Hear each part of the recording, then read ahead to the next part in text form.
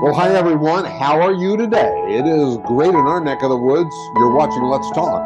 I'm your host, Andy Asher. On today's show, I think if you called it eclectic, it would describe things pretty well. And we are going to hear from Shaun Tomson. He is a world champion surfer from South Africa. At close to 70, he lives with his wife in Santa Barbara. He has a lot to talk about. There's never any fear. It's just absolute aggression and commitment. From tragedy to the top of the world, he talks about the code method, his system he developed, which stems from his decades of surfing experience and personal tragedy.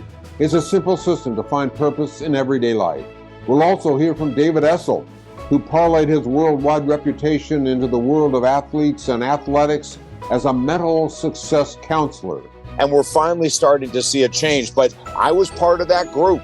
I didn't want to admit that I needed help. And you know, Andy, because of people like you who are willing to expose the need for mental health help in America today, we are having inroads like we've never seen before.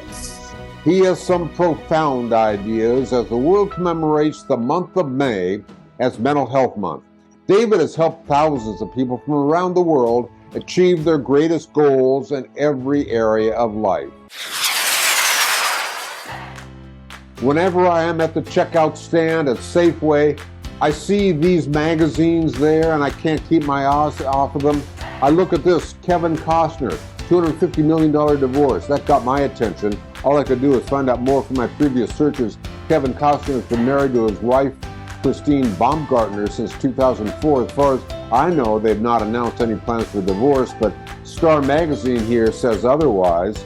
And talking about divorces, Gisele Bündchen, she was married to football star Tom Brady. She is a Brazilian model and actress.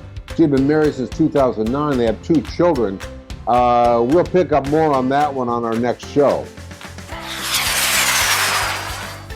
And let us turn to surfing. I am a huge fan, even though I can barely get up on a surfboard. I love the sport.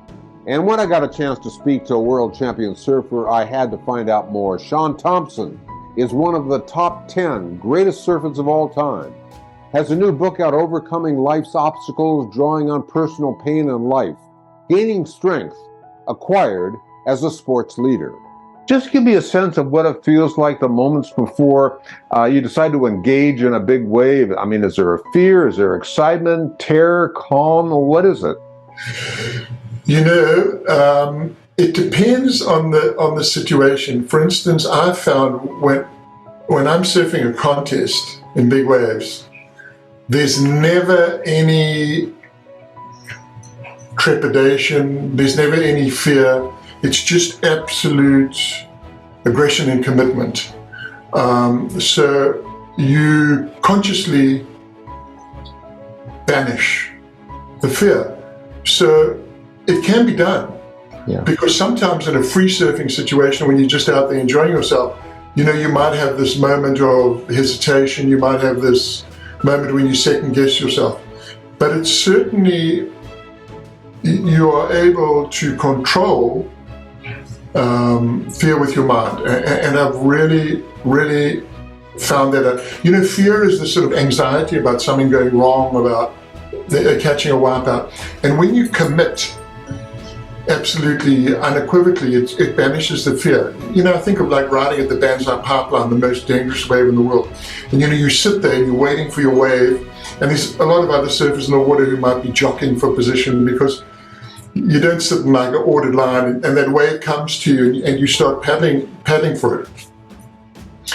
And that moment when you paddle, that's that moment of absolute commitment. You cannot have any hesitation or any trepidation or any fear. You've just got to paddle, paddle, paddle.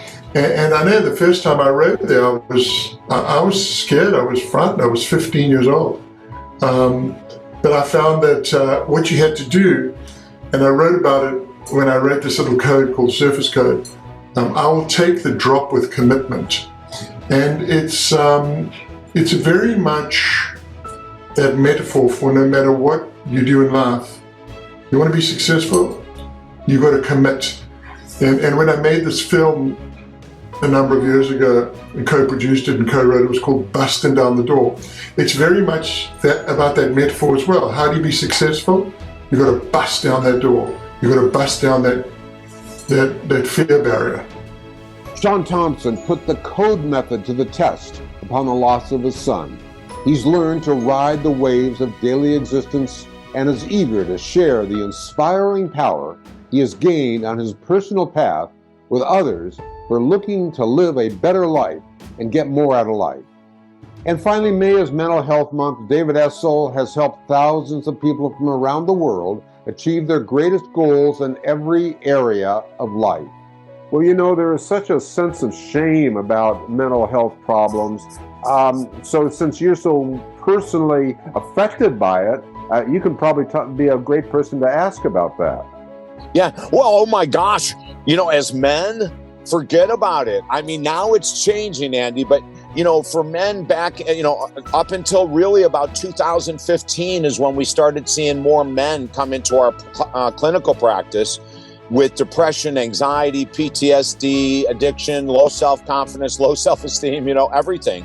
But we men have been told that to get strong, to pull up your bootstraps, you know, all those kind of nonsensical statements. And we're finally starting to see a change. But I was part of that group. I didn't want to admit that I needed help. And you know, Andy, because of people like you who are willing to expose the need for mental health help in America today, we are having inroads like we've never seen before. I was going to ask you that. Is a situation better? Oh, yeah, absolutely. As a matter of fact, you know, I'm going to give you some statistics that don't sound good, but at the end, I'll tell you why they're good. The American Psychological Association about 6 months ago came out with a massive survey. 80% of Americans said that they have no idea how to handle the emotional stress of the pandemic, the political insanity, the racial division, the job losses, the income losses. You know, now this is the American Psychological Association massive survey. 80% of us don't know how to handle the stress that we've been put in, especially over the last 4 years with the pandemic. Now, because of that survey, more and more people started to realize, okay, it's not abnormal to have mental health challenges. 80% of us are struggling. And that statistic right there, Andy, started to open up floodgates for men and women alike to say, okay, I'm not alone. There's millions of people around me struggling too. Let me get help. That's today's show. I want to thank you for supporting the show. If you like it or learn something new, I want to tell you 3 ways you can support the show and keep Let's Talk going. And number 1, get yourself subscribed. Every week, I am bringing on inspirational guests who can teach or have something interesting to share. So take a moment to hit that subscribe button. And number 2, this is the ultimate way to support Let's Talk, and it takes less than a minute. You can write something short and sweet, like I love the show. It has changed your life, or something you learned from it.